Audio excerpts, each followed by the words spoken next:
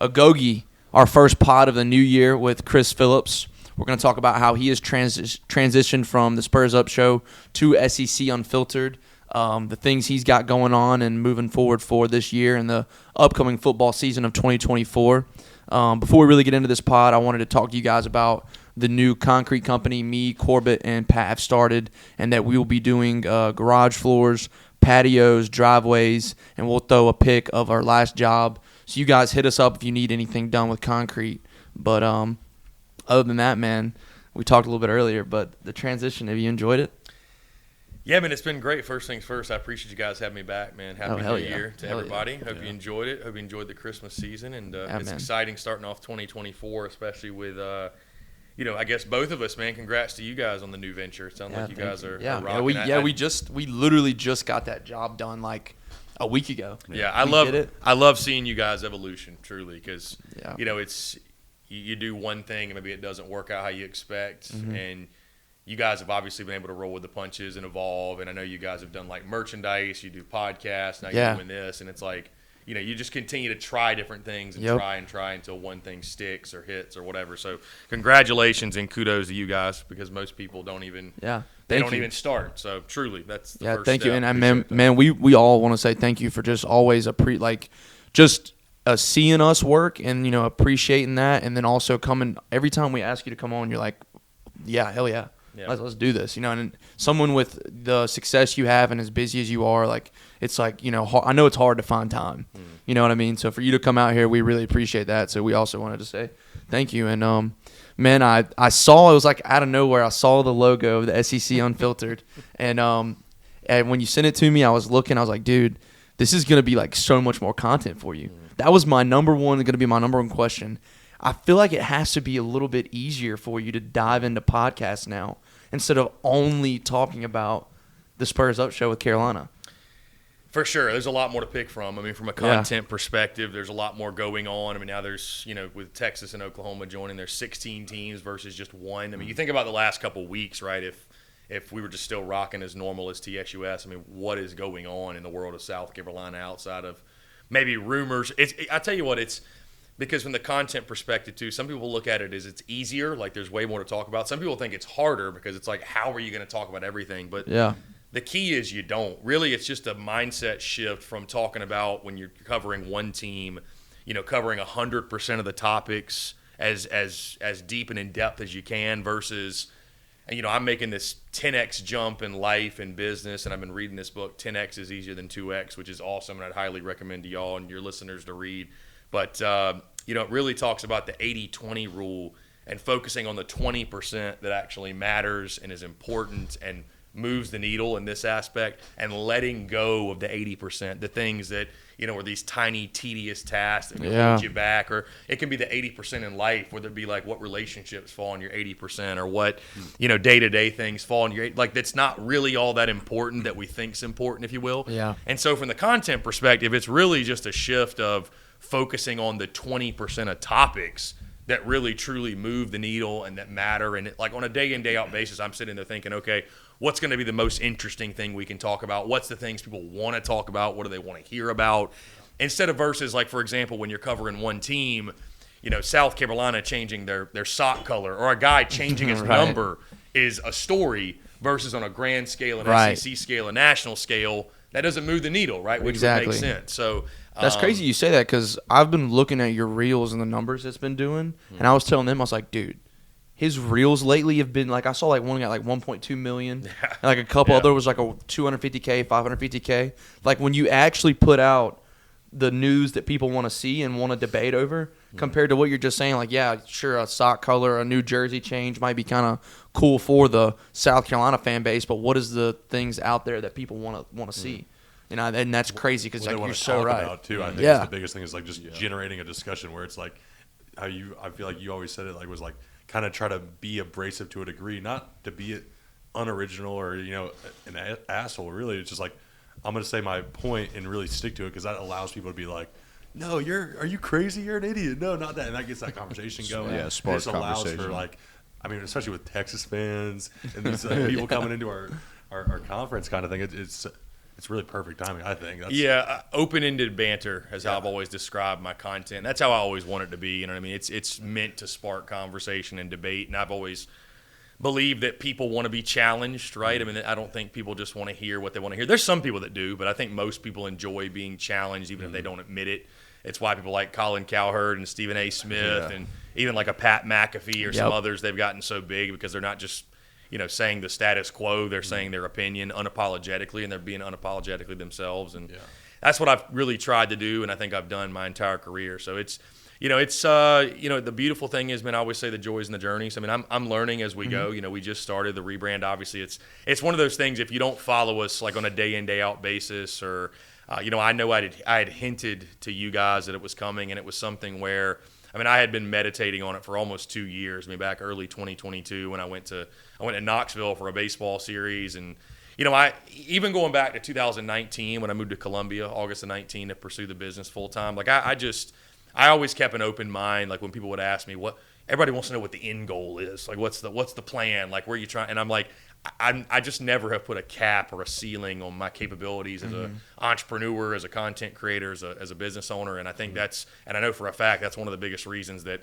TSUS succeeded to the level that it did, and why SEC Unfiltered will succeed to the level that it did, because I've always thought, I think a lot of people can think with the fan mind and they can do a show from that perspective, but like you have to have the entrepreneurial spirit to take something like an entity and monetize it and grow it and have strategy. And sometimes you got to make tough business decisions, and sometimes you got to make scary business decisions. And I mean, I'm not going to sit here in front and say the SEC Unfiltered thing. It's something, again, I've been meditating on forever, but it's scary. You just switch up. You don't know how people are going to react. Completely, especially like from a follower base. Like everyone I would say that followed you from TSUS standpoint was probably had something affiliated with like a Gamecock 95%. You'd have the occasional like rival fan, or I will say, like when we rebranded, I got a lot of comments on YouTube from Tennessee, and would you even believe it, Clemson fans that were like, I followed your content from afar for a while. I had a Tennessee guy say, I don't have to hide the fact that I watch your show. So like there was some of that, but to your point, man, like I had to really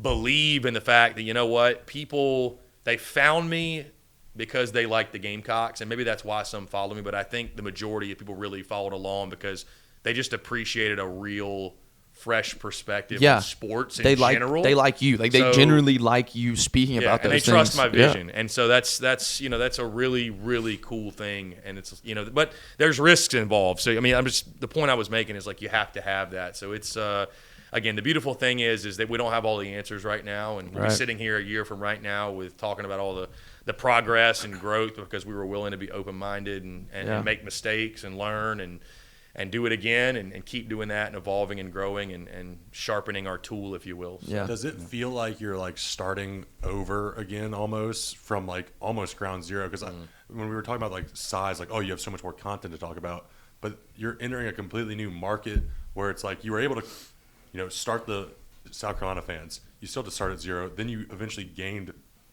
a majority, I would say, of South Carolina fans knew who you are, followed the show. Now it's like the next step is go even bigger than that, but it's like starting at ground zero again. Do you feel that? Yeah, it does kind of feel like that, which is kind of interesting when you look at the follower counts. And I mean, obviously we're still getting great engagement, like you were talking about the reels and stuff, and like we're having great successes there. So it's not quite as difficult as if you're starting an entity from zero, which I literally did, and you're doing stuff that you think is great work, and you're getting like 1 or 2 likes. So, which is, that's the toughest part, is just staying positive and keep showing up day after day when that isn't there necessarily. But yeah, no, it does, to answer your question, it does feel like starting from zero in a lot of different ways, just because, like you mentioned, as familiar as it is from the content perspective, I mean, it's in many respects a brand new audience, and it feels good though. It honestly feels good starting fresh and starting anew, and I'm not going to say that I was very excited doing what I did with TSUS and covering just the Gamecocks, and I'm still a Gamecock guy, and that's what I reinforced our audience too, and I'd reinforce to you guys is that,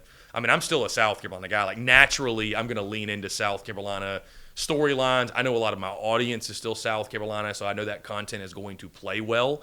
Not that I'm just making content for that reason, but you get what I'm saying, that like just organically I'm going to lean that way. But it's about taking advantage of the opportunity to take the ceiling off my business effectively. I mean, that's what it comes down to, is making a business decision. And I'd obviously been leaning very naturally into more of the SEC stuff and went to SEC Media Days last summer and was making a lot more SEC content. I just knew in the back of my mind it was something I wanted to pursue. But it does have that feeling because it is this, as much as the content side, I feel very, like I couldn't have sat here in front of a mic or a camera and talked this way or acted this way 5-6 years ago. But yeah, from just it's a brand new business venture, if you will, and which is again really, really exciting, and I'm just excited to see what comes of it.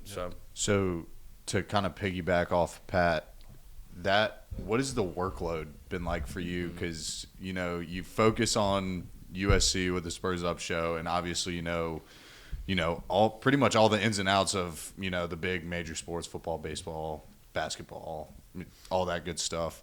But now you're transitioning to like you said, a guy that at Vanderbilt. How is it like researching Vanderbilt and their headlines, and then next week I got to talk about Arkansas, who I don't know a lot about, and now Oklahoma and Texas are coming into the mix, who haven't been SEC teams. So like, have you already been affected by kind of researching into those SEC teams? I mean, there's definitely a lot more. I would say this. I'm very fortunate and grateful for. I'm able to lean on a really strong network of people that I've encountered, interacted with, like over the past couple of years, even doing just the Spurs Up show stuff, like people I would have on from other teams, whether it be their from other schools, like media contacts or former players or whoever it is. So, like the people I follow on social media, I don't miss a whole lot. I mean, I've got people I'm on a first-name basis with, texting basis with. Like today, Quinshon Judkins, the Ole Miss running back, he entered the transfer portal. And I texted this guy, Zach Berry, with the Ole Miss Spirit that works that's their On3 affiliate, and was just like, hey, why did Judkins enter the portal? So, like, and I will say, going back to the SEC Media Days thing, like that's one of the reasons why that was so huge for – not just TSUS, but like my personal and professional career, because I made so many connections at that event, met so many people, and like it or not, whether it's, and I think I talked about this last time, like it or not, whether it's I know I'm legitimate without that appearance or without going, but it was a bigger deal for my peers and people and when I go again next year, it'll be a bigger deal for my peers who will say, well, you must be legit if you went there. You know what I mean? Yeah. It's just like that you get that accreditation, if you will, for doing that. So I've been able to lean on that network. But, I mean, to your point, I think you also have to accept the fact, because I used to think about that, like, God, because it feels so daunting. It's like I can't miss anything, but you just got to change the perspective, like, and really have grace with yourself that, like, you're human. You know what I mean? You just can't hit everything, and there's localized guys to talk about the localized topics. Again, I'm more so focused on that top 20% of stuff. Like, I can only cover so many topics a day. That's kind of one of the things that, again, helps me have that grace with myself. And it's like, and I have special guests on. And if there's something that happens within, for example, like LSU's looking for a new defensive coordinator, like I don't know exactly what they're looking for, but I got an LSU guest I can bring on that knows the program, that we can have a great conversation about 30 minutes or so. And, that's obviously going to help me grow within the LSU community because I'm having him on and he's going to be resharing. I mean, that's, think about how I grew within the South Carolina community. I had a bunch of former players on, and I knew that their networks were greater than mine. And I also knew that I could provide them value by, hey, just come share your story. Unfiltered, you can say it however you want. I mean, I had some great conversations with some former Gamecocks that I think they were able to shed a lot of light. I mean, Savell Newton is one that, like, I had never seen him on social media before he came on my show, and I mean, he just opened up about his relation, right? And now it's a little bit, and I love Savell, but it's a little bit unhinged at times. And I mean, again, he's just unapologetically himself. But like, that was the first time I'd ever heard him open up about, when he did it on my show, about Steve Spurrier and his relationship with him, and they didn't get along, and he would have probably transferred. And Stephen Garcia told me on my show he would have he was thinking about transferring, and G.A. Mangus convinced him to come back, and like, so it was stuff like that though that I was able to grow my network within the Gamecock community, and I think we'll be able to do that just the same with the SEC community. But again, man, I think it's just recognizing, having grace with yourself and recognizing what you're capable of, and also too, one of the biggest reasons that this initiative and this relaunch is one of my, again, my entrepreneurial goals is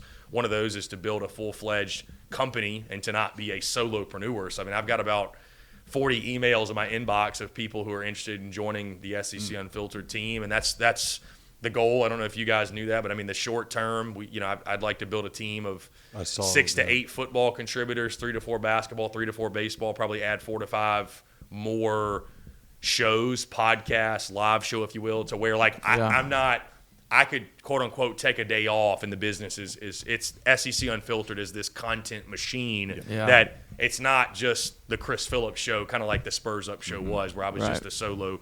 I don't want it to be that way. I want SEC Unfiltered to be this catalog of content. We've got a beautiful website that we've invested in that I'm really proud of. I mean, it's so I'm doing that, expanding outwardly, and I heard I went to an event in Columbia actually a couple months ago called the Growth Summit, and a quote just stuck out with me. It was a lot of great entrepreneurs, people who have, started and sold multiple multi-million-dollar businesses. And I heard a guy say that if you want to go fast, go by yourself, and if you want to go far, go with others. So, and the whole event was about like expansion and growth, and so that was an event that really reaffirmed everything that I was thinking about expansion and growing, and so I'm excited to do that, man. That'll be the near future, and it's SEC Unfiltered is much, much more than Chris Phillips, even if it is not right now necessarily. It will be, which I'm really excited about. And again, it takes that pressure off, feeling like, well, I have to talk about everything.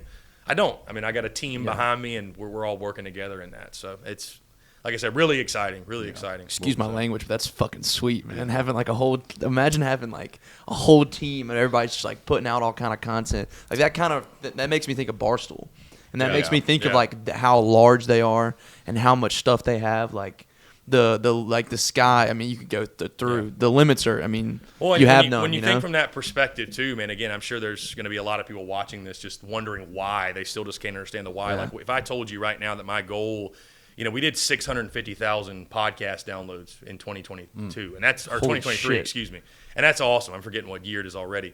But we did 650,000 podcast downloads last year, and that's awesome. That's great. I mean, I'm really proud of that. We hit 100,000 downloads in a month for the first time ever, and we did it back to back in August and September. But if I sat here and told you my goal is to hit 1 million in a month, would you realistically think I can do it just talking about South Carolina? And I love the South Carolina fan base. I got nothing but love and admiration, and it's because of the Gamecocks fan base that I've even been able to get to this point. Right. But like, when you think of it from that perspective, and it's not from a perspective of being unsatisfied or ungrateful, but it's just we're always evolving, wanting to strive. You want to grow. There's nothing wrong with wanting more. I mean, I've had to really, because for so long I was fueled by nothing but perspective and gratitude, and those are still key components for me. But it's like it's okay to want more and to want to be the absolute best version of yourself and reach your full potential and your capabilities. So, for example, 1 million downloads in a month, making $1 million in a year. Like, when you start thinking in terms of that, it's like, okay, I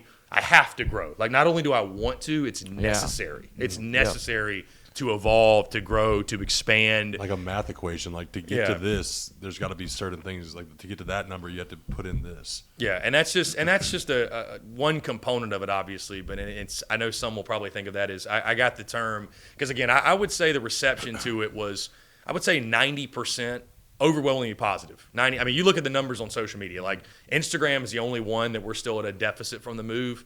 Every other entity we've already gotten back to even and exceeded. Right? Like we felt the love on social media. So I mean, I would say 90% it's been overwhelmingly positive. I'd say 5% weren't thrilled about it, but still supportive, or maybe they're not, but they didn't necessarily voice it. And then you had the 5% that just hate my guts that were going to, rag me for it. And I got the term sell out a lot and, whatever, but it's, again, it's not a sin. It's not a negative to want to do more and strive to do more. And, it wasn't about, the move wasn't about distancing myself from South Carolina or the Gamecocks or no longer being a fan, or people ask why do I not wear merch anymore? Am I no longer a Gamecock fan? That's not the case at all.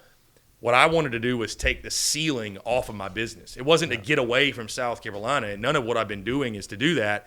It's to open the door to 15 other fan bases. Yep. You know what I mean? If I'm wearing nothing but Gamecock stuff on my show every day, or my background's covered in Gamecock stuff, like if you're a Georgia fan watching the show and the fan out there, you may hate and despise Georgia, and that's fine. I'm not necessarily fond of them. You're not going to hear me saying go Dogs necessarily, but I want them to tune in and feel welcome and enjoy the show, right? Yeah. And I'm going to talk about Georgia objectively, just like I'm going to talk about South Carolina objectively. You know what I mean? So that's what it really comes down to is, you know, and I got to a point where I wanted to do that. That was the content I wanted to create, right? I mean, it's also not a favorable position to be in to where, I mean, let's just face it, guys, when you're, you know, an entity focused around one team, your success is dependent upon their success. Exactly. And I didn't like that. And it wasn't because they had a bad year. Point. It wasn't just because it wasn't just because they had a bad year. It wasn't. I'm not just dipping out because they had a bad year.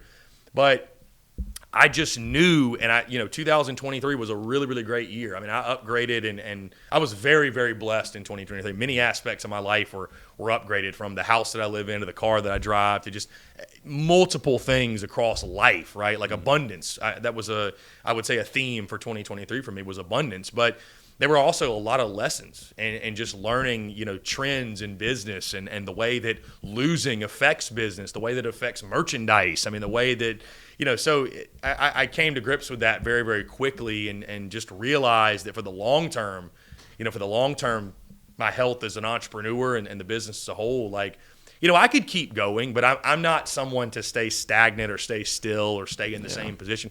Like, I'm not sitting here telling you guys that in 5 years it couldn't be college football unfiltered, or it couldn't be something else, right? If it got big enough. I mean, it's you know, again, I just don't believe in putting any sort of limiting expectations or beliefs or any sort of – I don't like there being a ceiling, you know what I mean? So, and I got to a point where I felt like – not that I couldn't have grown more, but it kind of felt like I had reached – somewhat of a ceiling, at least internally. That's how I felt, and you know, it just felt necessary to make a radical move. And again, it was something too where it's not like it was just a snap thing. I had been meditating on it for almost 2 years, and I mean, admittedly, guys, we got about halfway through the football season, and I kind of knew. I didn't know that the move was going to be December the 27th, but I knew in my mind I was sitting there watching the game like, this is my last football season, being solely a Gamecock entity.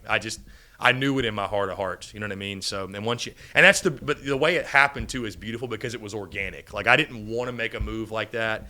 I didn't want to start a business way, way back in 2017 or what have you until it was almost like this light bulb moment and it hit me, and because that's how I knew it was going to be real. And so it played out organically, and now we're here. So I know that was kind of a long-winded answer to the question. I went down many different avenues, but, you know, I've talked about it on our airwaves briefly. You know, I mentioned the plans, and then we had kind of an introductory show, but you know, there's many things behind the scenes for the reasoning why, because I've gotten that question. I mean, I'm still getting pushback from some folks here and there in the comments, what have you, but I'm blessed and grateful to say, for the most part, the reception, again, overwhelmingly positive. Like, the amount of Gamecock fans that were like, totally get it. I get why you're doing this. Like, we know you're still a Gamecock, and I am still a Gamecock. I'm still a South Carolina guy, but you got to think from an entrepreneurial standpoint and from the business sense. You know what I mean? That's what has to take over, and that's the mind. You know, I think we're in the beginning, that entrepreneurial spirit was always there, but I did think more from a fandom standpoint. Probably,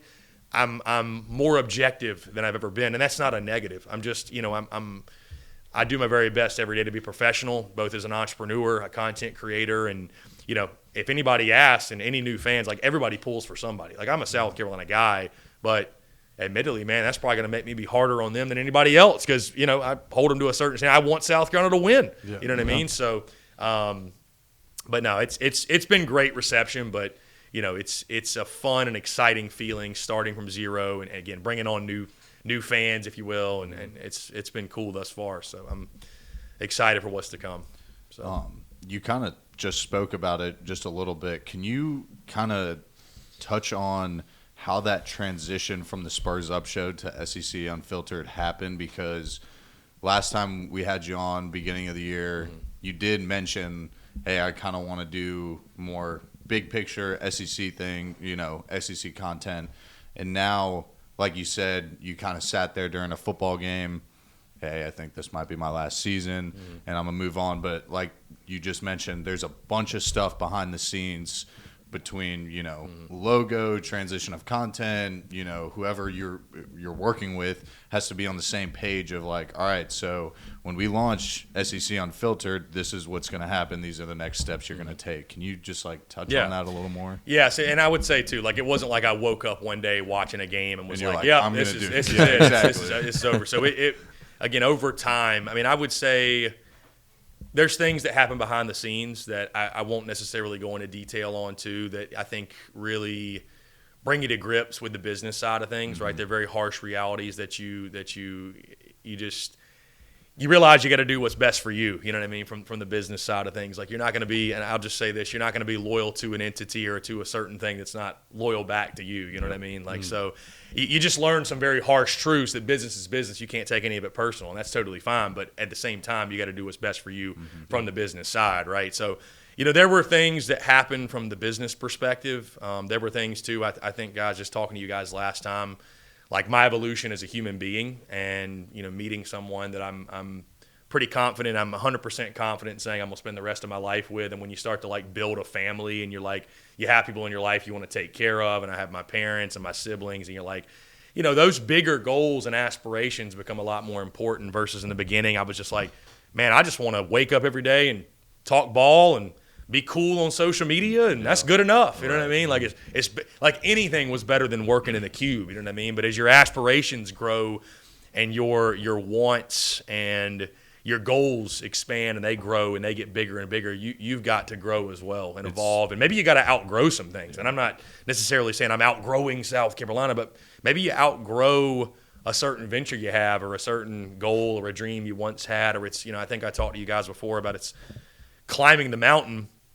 And if you're halfway up, but you realize when you get halfway up, you know, the actual path to get to the apex, the top, you got to go back down and go up a different path. It'll get you there, but you got to go back down to the bottom and start over. Yeah. Most people aren't willing to do that. Like, thankfully, I'm in a position where it doesn't feel like I'm going. Maybe I'm only going a couple hundred yards down the mountain because we got such a great foundation and support system. And like I am starting from zero, but not really. You know what I mean? It would be much tougher if we really were.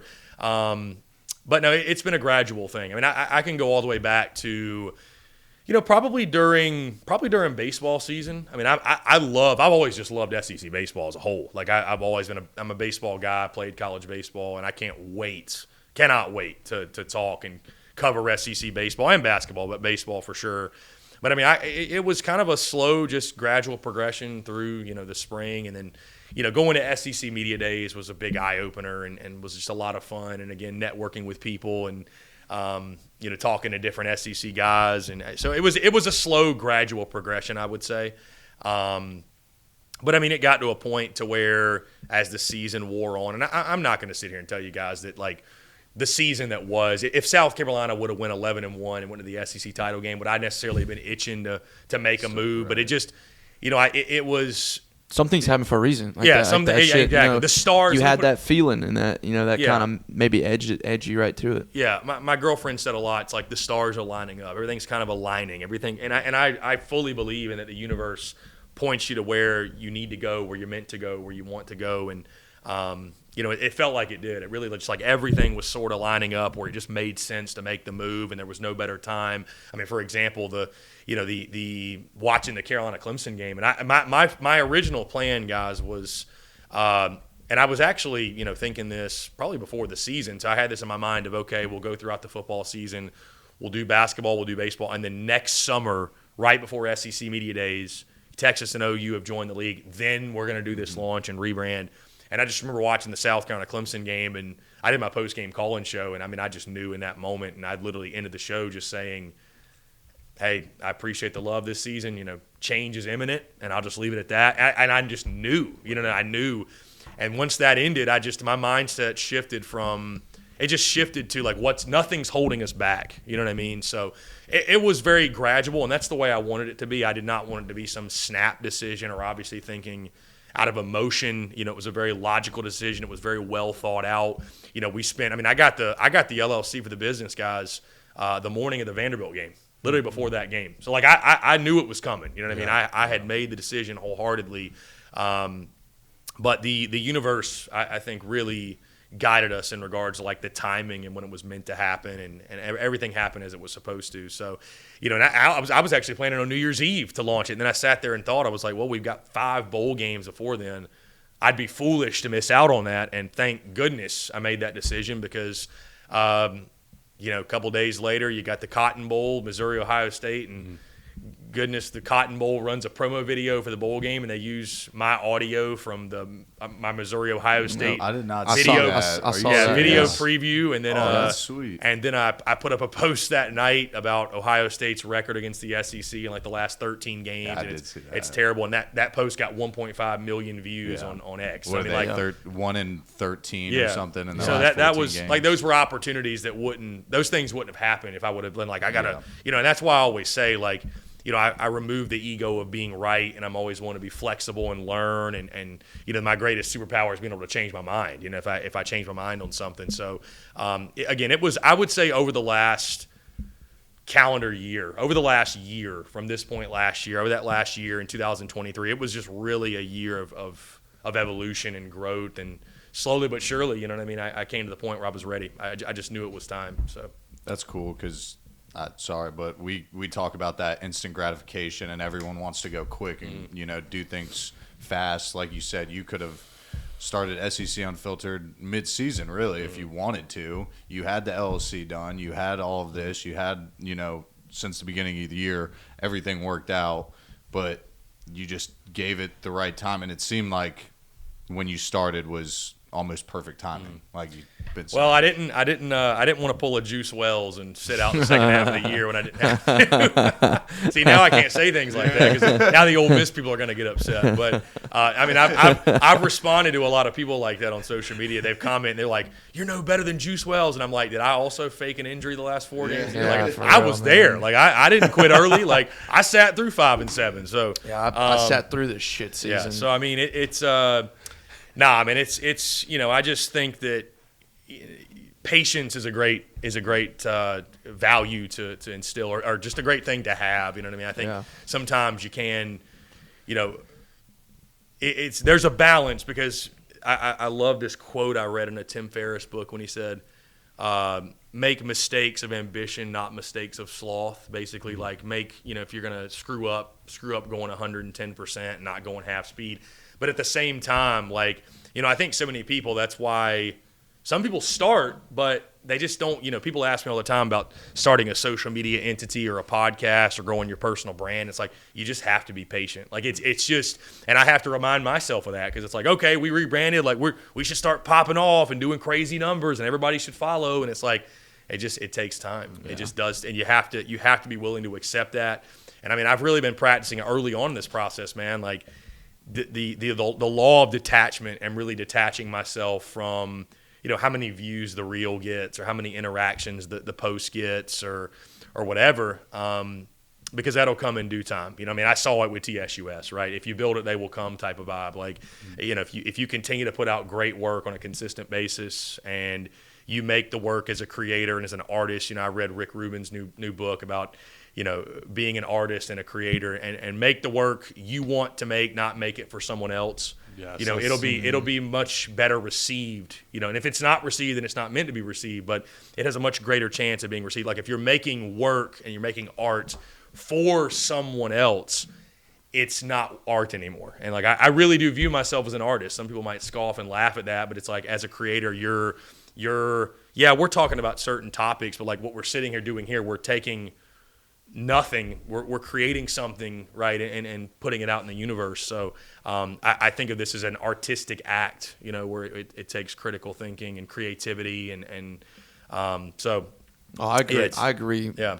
It's just detaching yourself, especially too. That'd be any advice I'd say early on for like a creator, even an entrepreneur, is, we can get so lost in the numbers, but detaching yourself, doing the best you can to detaching yourself from that. And if you can wake up every day or lay your head on your pillow at night and say, I know I'm doing great work, just know that will pay off in the long run. That's really what it comes down to. So, yeah, you're big. That's so big. Just patience in general. I catch myself looking all the time, like the downloads, the followers, the reel plays.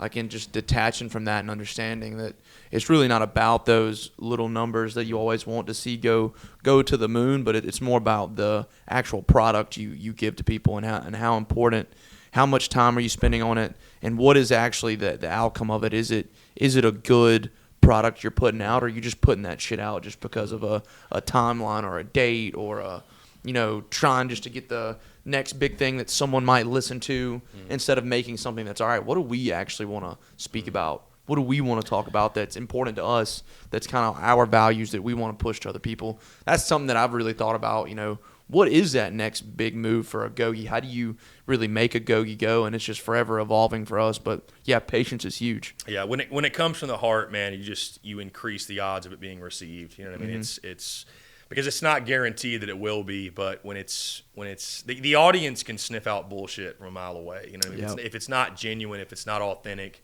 they're gonna know. You know what I mean? You can't fake it with the audience very often, or ever at all. So yeah, I mean, to your point, man, think about it, that's why people quit going to the gym. I mean, we want the instant gratification. It's like, okay, I worked out every day this week, I should be shredded, and it's like it just doesn't anything worth it takes time. Anything worth it, man. That's if it was easy and it was instant, like everybody would have the biggest podcast in the world. Everybody would be famous, or they'd be ripped, or they'd be rich. You know what I mean? It's whatever your goal is. So anything worth having, I truly believe, like you got to put a lot of work in, and ignore the outside noise and stick to your guns and believe in what you're doing and 100%. Be real and genuine, authentic, and just believe that's going to take you where you're meant to go in the long run. The world promotes mediocrity. Conditioned to, right? Don't be school and get this job and. The world promotes mediocrity in a lot of ways, and don't be different. Don't be,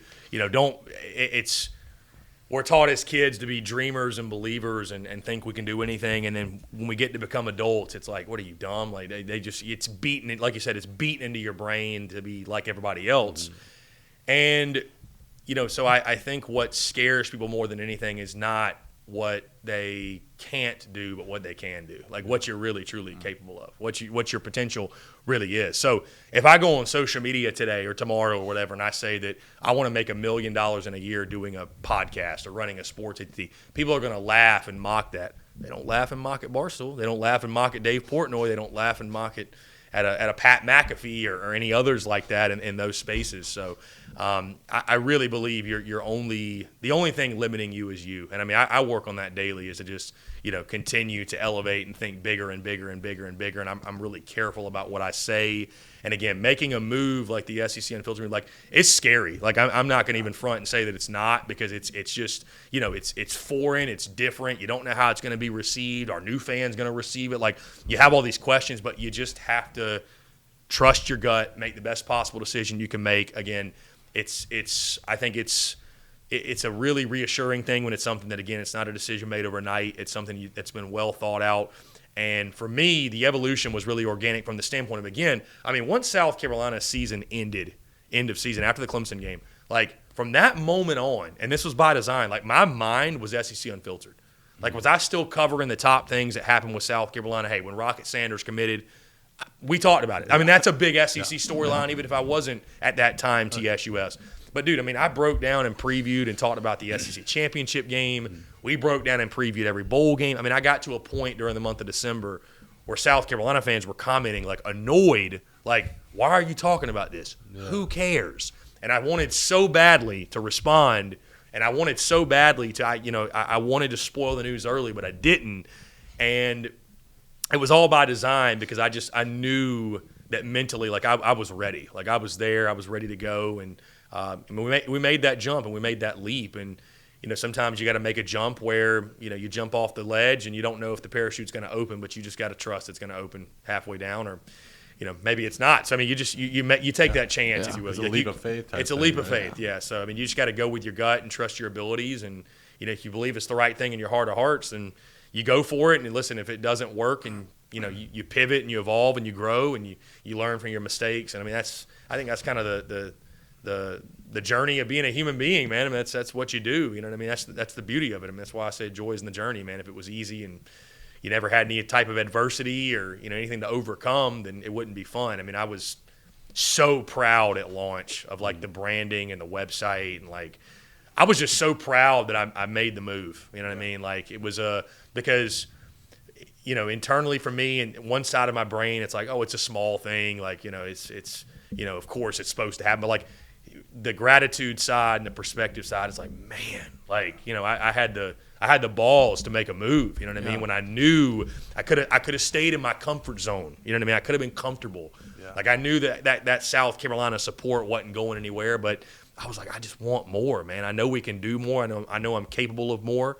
And so, that's what we're doing, man. I'm like I said, I can't wait now to see how it evolves and grows and all the great conversations we're going to have and all the great people we're going to interact with. And I'm sure you guys saw, like, next football season, something I've always wanted to do. We're going to go to a different stadium and a different campus, different venue. I wanted to ask you about that. Yeah, every weekend, man. We're going to start in Gainesville for the Florida-Miami game. And, there will be a return trip in there to Williams-Brice Stadium probably late in the season, probably that first game, I think, in November when they play Mizzou.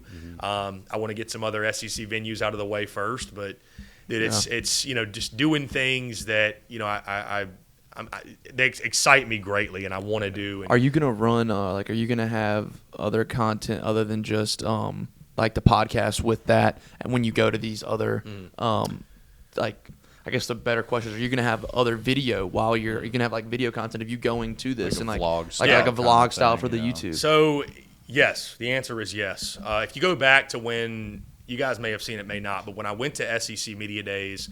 It's really easy now to just make kind of a quick little mini vlog or whatever. I think that'll be a part of it for sure. Taking video, doing voiceovers.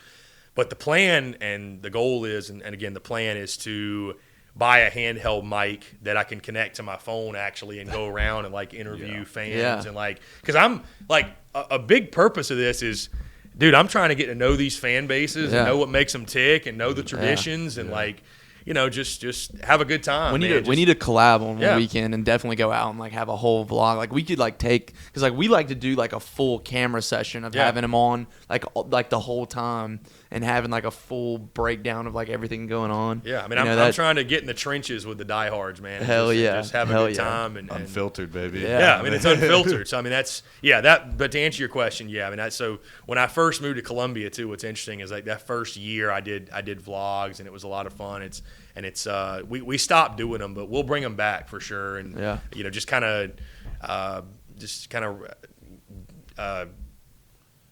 what am I trying to say? Just recap the weekend that was, you know what I mean, and just kind of go into full detail of what happened, and it'll be fun. That'll be some really really fun content. Like I said, first stop is Gainesville for Florida-Miami, and I'm a guy again that I love different stadiums, and I just. There's so many venues I've never experienced. I mean, I've only ever been to South Carolina, Clemson, Georgia, LSU, but it was COVID. So, I mean, it was like basically like not going, right? I got to see the stadium, but that's pretty much it.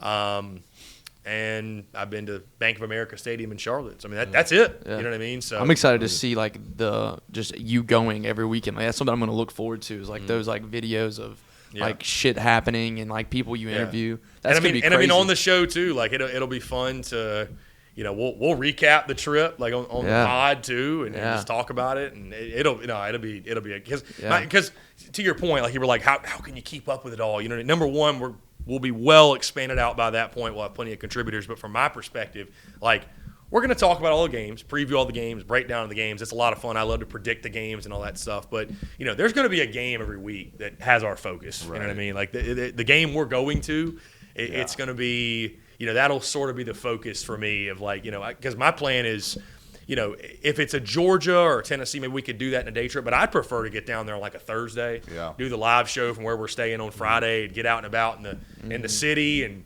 the good news is I've built my network up to a point where there probably will be at least a couple people that I know. Like my LSU guys already told me, he's like, you can crash at the house. We got the whole tailgate. We'll get you out there. And then. By that point, we'll have been rocking for 9 months, and we'll have built up. I've already had a freaking Florida guy that commented on the original video announcing that and was like, "Come by the tailgate in Gainesville." So it'll be really really cool, man. But that'll be probably, I'm willing to say, probably one of the most exhilarating pieces of content or exciting ventures I've gone on is going to those different stadiums, and it'll be a good time. Is the winner of this national title? I'm going to completely 180. I want to get your full SEC Unfiltered in this. Will the winner of this national title be a fake champion because they didn't have to beat the team that could have three-peated this year, who is the rightful, who should have been in the college football playoff? Georgia Bulldogs. I won't say they're a fake champion. I will say this year was a great segue in the 12-team playoff. I mean, Florida State being left out, Georgia, who, if you want to know how full of shit the committee is, which I thought the committee got it right leaving FSU out because I did not. We all agree with that one. And there's a part of me that my heart hurts saying that because we're all competitors in this room. We've all competed at some level. You guys played football for South Carolina. Like, if I was on a team and we went undefeated, I don't give a damn. Our quarterback got hurt. Like, we earned it. We deserve to be in there. So, my heart hurts for Florida State from that standpoint. Like, the fact they didn't get the opportunity to say, hey, we can go win it with our defense. You know what I mean? We can be a ground and pound game manager quarterback, win it with the defense. Like, does my heart hurt they didn't get that opportunity? Sure. At the same time, do I realize and do I think we all realize that Florida State, the best version of FSU, deserved to get in? They were nowhere near the best version with Tate Rodemaker. They were just nowhere near that. So, I thought the committee got it right. With that being said, though, to show you how full of shit they are, I mean, they dropped Georgia to 6 after losing to Bama by 3 points, and they had that FSU team ahead of them. And it's like it just doesn't make any sense. Made no sense that was the case. So, I won't call them a fake champion. I mean, both are undefeated. Both are, conference champions. Like, I give them – and I mean, Bama beat Georgia. Michigan beat Bama. So, I'll give them full credit. But it's certainly a weird vibe. And believe it or not, I've already been blamed for no SEC team in the national title. Like, you start your new venture. You start SEC Unfiltered. Now there's no SEC team in the national. It's your fault. So, that's great. But, no, it's I think it'll be a great national championship game. I mean, I'm so excited for a 12-team college football playoff. Yeah. I just think that it's even for the people that they feel like, oh, does it demean the regular season? Does it take away from? You know what? Maybe in your mind it does if you're not a fan of it, but at least it's the lesser evil of what we saw this year, which was leaving out of Florida State, leaving out of Georgia, right? Missouri. And this was this would have been a great year for the 12-team playoff. Dude, we talked about it. I mean, there are some dangerous teams in there. So many good teams. So many. And I think what's going to be really fun about the 12-team college football playoff that, from the business standpoint, I'm excited, right? And here's why. Because, number one, there's more teams that are going to get in. And number two, in the preseason, too, before, for example, South Carolina coming off of 2022, they went 8-4. Instead of us talking about going, last summer going into 2023 season, we all know how it played out. But during the summer, the hype was through the roof. Right. And instead of being South Carolina, can they be a nice 8-win team again, or maybe they get to 9? Dude, all of a sudden the conversation is can South Carolina go on a run, get in the playoff? All they got to do is win one more or two more than we're expecting. Yep. So all of a sudden these 8 to 9 win kind of fringe teams, it's just going to make it a lot of fun, and the off-season banter and conversation and the hype is one of the things that makes college football great. So we're going to get more of that because more teams are going to get in. So from that perspective, I'm really excited, and obviously to see things play out on the field, having more great games that mean something in the college football playoff. I'm stoked for it, man. And I don't buy – I've never bought the narrative that – the regular season will just mean nothing. That Ohio State-Michigan game at the end of the season, it meant nothing. To who does it mean nothing to? Because at the end of the day, it's like South Carolina-Clemson.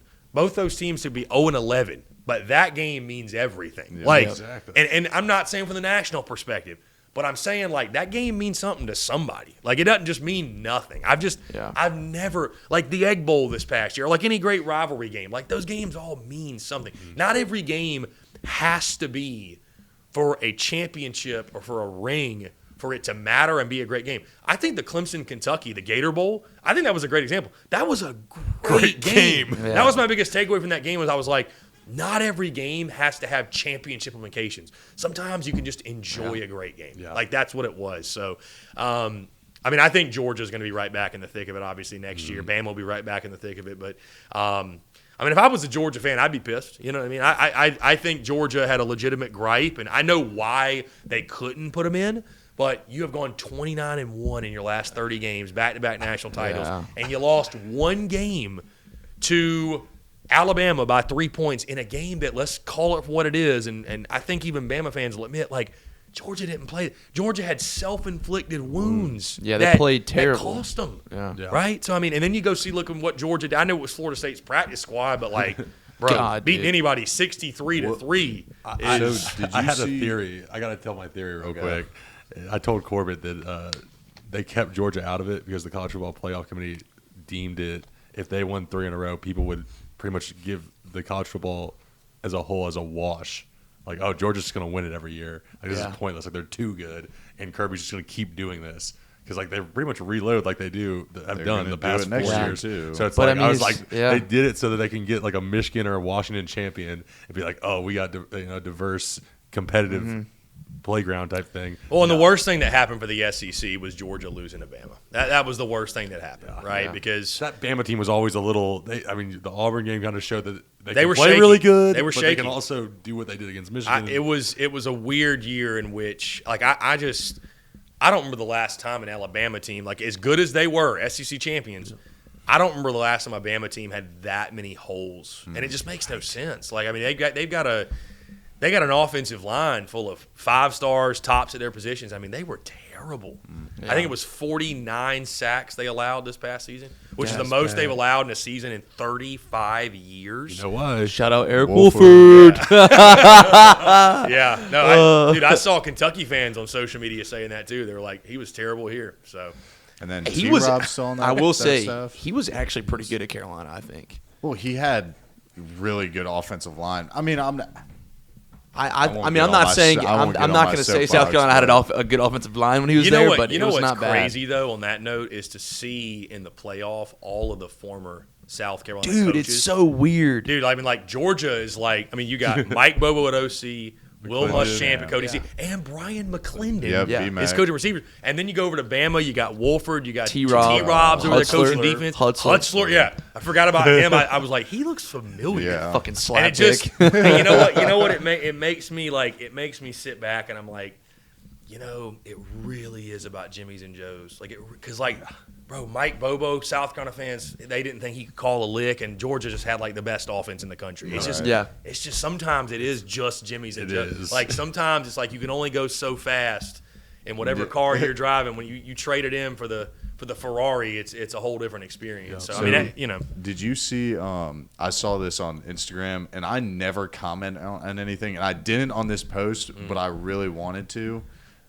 FSU players, pretty much every starter that sat out of the game was like tweeting at Alabama for them losing to Michigan, and they were saying that Alabama was undeserving. Right, they're undeserving, and I mean, in my opinion, thankfully, all of the comments were, then you should have like nutted up and played Georgia instead of tweeting about Alabama.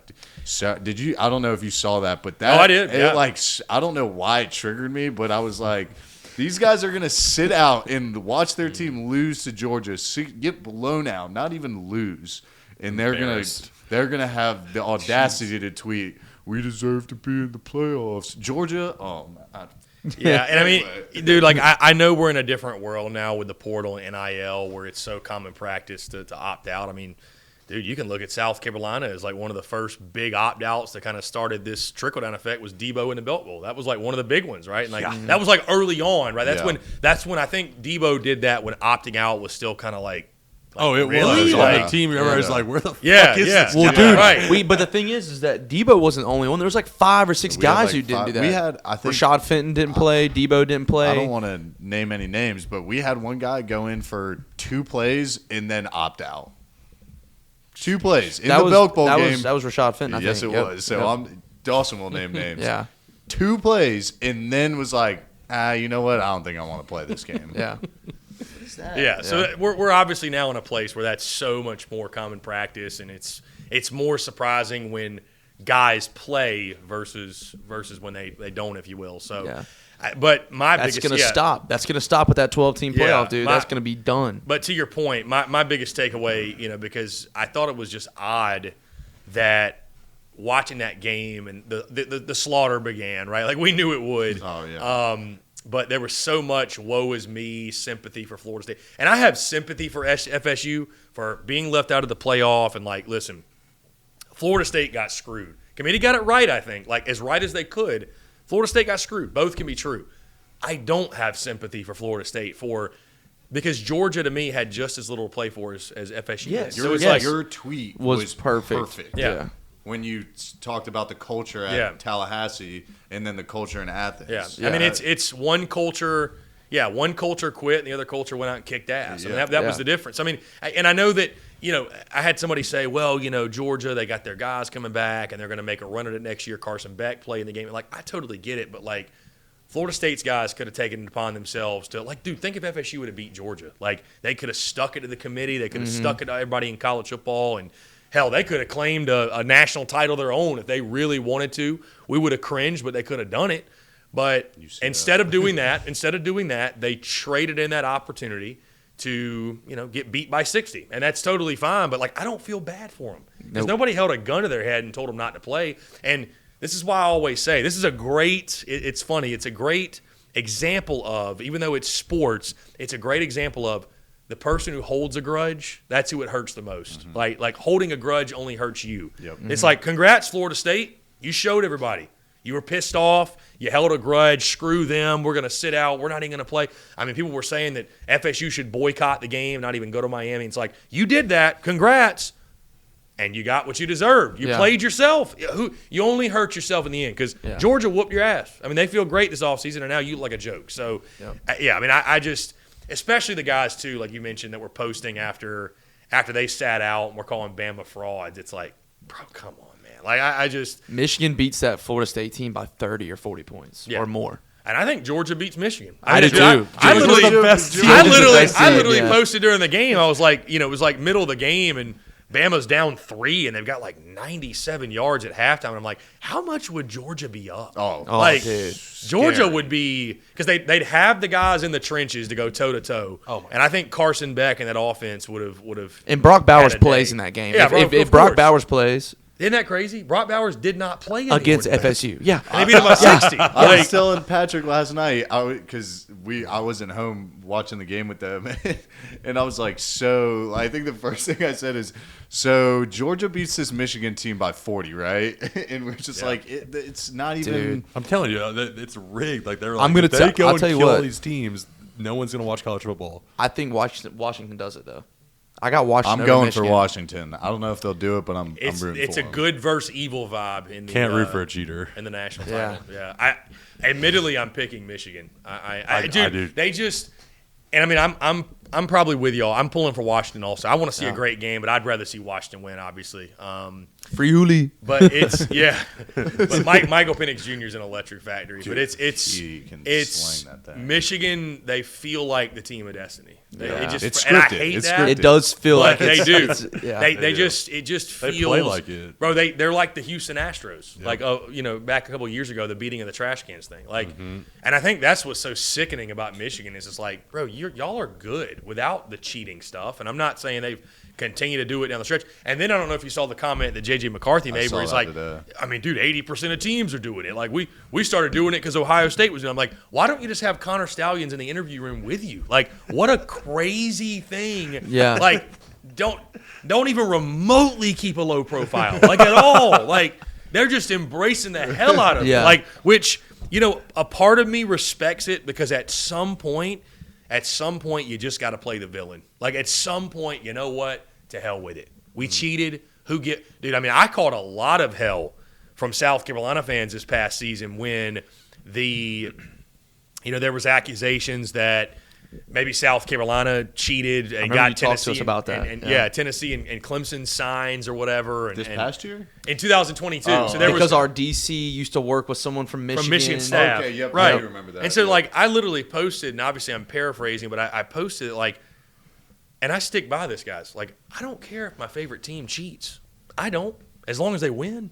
Don't get caught. That's what I would say. Yeah. But, you don't get an extension or don't, nobody's buying tickets because you run the most honorable program in the world or the graduation rate's 100%. Those are things you want to have. But, bro, Will Muschamp's living proof. And I know the culture, you guys can talk further, was not the best at the end especially. But, I mean, I thought it was a pretty clean program. Guys graduated. Like, it seemed like, everybody wanted to be there from the outside, at least for the longest time. And it's because they didn't win. Like, that's it. It's all about winning. That's all that matters. So, I said it then that, like, hey, play the villain. Like, or at least in that scenario, Tennessee fans were trying to claim, and there was no shred of evidence that South Carolina cheated. And of course, at that time, I'm a South Carolina entity, and I was like, I'd rather play the villain and be the heel and say, you know what, Carolina did cheat. Suck it. Yeah. Like, you know what I mean? Like, and I mean I'm not affiliated with South Carolina, so it's not like Shane Beamer saying that. But right. I just morality in sports is with these teams and everybody's stealing signs and doing crazy shit and like whatever. So the thing is like, is it? Yes, it's cheating, but at the end of the day, he's right. I mean, every team's doing it. Every team's doing. Every team at least is trying. Yeah, They're trying to. And I mean, I'll say this too to echo on that, because I know some people are going to watch that clip and be like, I'm not condoning cheating like in life. Like, this isn't me doing. This isn't me doing it. Like, this is just some third party that I pull for. Like, bro, go win. Like, whatever. You know what I mean? Like, if y'all cheat and get caught, y'all are stupid, and that's on you. It has no reflection of me as a human being. So, like, I mean, if this was South Carolina in the national title and they had the same scenario and Beamer had been suspended half the year, and like, hey, you can call us scumbags, you can call us cheaters, you can call us whatever you want to, but we're playing for the national championship. Yeah. So stealing signs is like working the tax bracket, right? Like, it's not like really cheating. It's just kind of frowned upon. It's frowned so upon. Did they, because I guess I'm not too informed on the whole situation. Did they record signs or did they just pick up on signs? They had a guy, so that's Connor Stallions. They had a guy at these games recording the sidelines of these teams. So, I mean, they took it to levels that, are not normal, right? I mean, but I mean, dude, Bill Belichick got in trouble for this stuff, like recording and games guess what? or We've practices. won 6 Super Bowls. So. Right. I mean, it's just like whatever. Like, I mean, it's you gotta. I'm not condoning like cheating in life and like, but when you're in a profession like coaching and it's all about winning, like some of these guys, they blur the lines to get there, and I mean, it is what it is. You can run and then these coaches, they have a decision to make. It's like, well, I can run a squeaky clean program, but if I'm too squeaky clean and I'm not willing to pay guys in the portal, or I'm not willing to fight these wars that I have to fight. I mean, dude, the late great Brad Lawing, rest in peace, was defensive line coach at Carolina, Coach Clowney, like one of the best ever, coached at multiple SEC stops, coached under Saban, coached under Jimbo, like, and he passed last May. But I mean, he I sat down and did multiple interviews with him. He would tell me about recruiting stories, and then this is before social media and before whatever. But he literally told me about a recruiting story about. I mean, it was they were all crossing lines, like they were all doing things that the NCAA technically they would get in trouble for, and it was one of those things where all the coaches knew, and they would all just say, "Hey, you don't piss in my yard, I won't piss in your yard. Like, don't come in my backyard, don't come in the, if you're the Georgia coach, don't come in the state of South Carolina and do it, and don't let me catch you doing it, and we'll be cool, we'll be good. I won't come in your backyard and do it." I mean, he told me a story about Billy Napier, when Billy Napier was the wide receivers coach at Clemson, and I think Napier was visiting, I want to say Kelsey Quarles or maybe it was Travian Robertson or somebody, and he was visiting when he wasn't supposed to. Yep. And Coach Lawing told me he straight up told Napier, he's like, if you do this again, I'm going to turn your ass into the NCAA.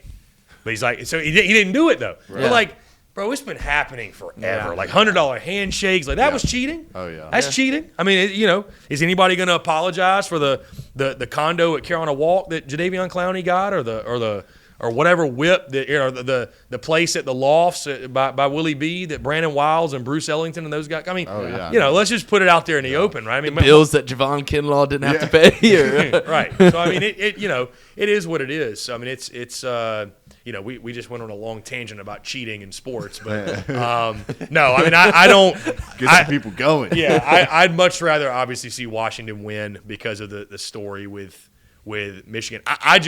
I'm just saying I can't help but respect the whole us against the world mentality. I mean, it is something that makes them kind of nauseating at times, especially when Harbaugh's saying that Michigan's America's team. And it's like, I don't think, you know what I mean? Like, that's a weird thing to say. I mean, pretty much it's going to be, if you're not a Michigan fan, you're pulling for Washington. Exactly. Like, but it'll make for great TV and great theatrics, and it'll make for a fun game. And, I mean, heck, I was obviously I was pulling for Bama when they played Michigan, and I wasn't happy with the results. So I mean, it's but Michigan, the whole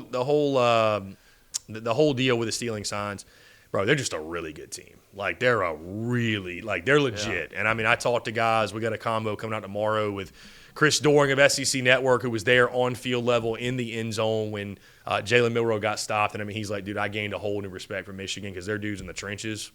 Like, they're some beasts. Yeah, like, they're some grown men. Yeah. And they have the speed in the back end, and that's something they hadn't had in a long time to compete with an SEC team. So it should be a great game, though. Yeah. So. Hey, I'll give them that. They are a good team. I was texting some friends in the middle of the game, and I was kind of messing around saying they're undeserving.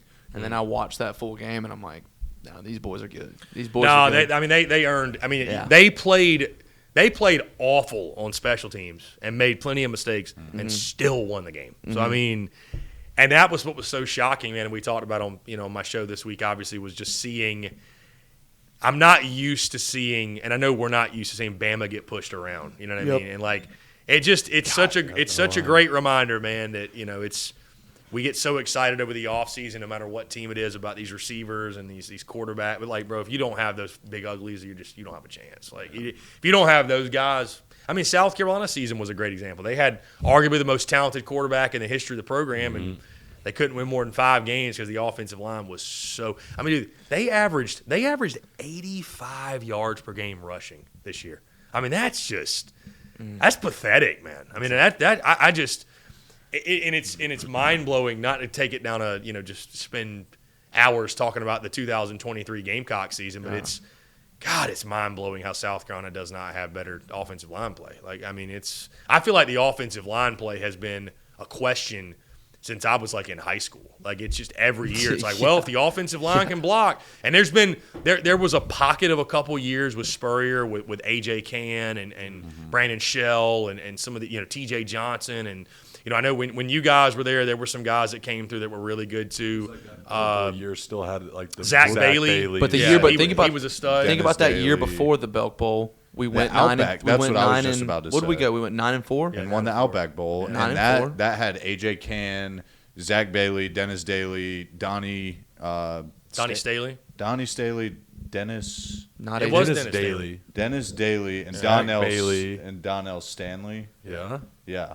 And they all those guys went to the NFL for some period of time. Yeah. That AJ Cann was a little older, but AJ Cann, not AJ Cann, but who was on that? He played for the Jags. Who was on that? Talking about the Outback Bowl O-line? Yeah. I'm not 100% the I remember my guy Uric Jones was on that team.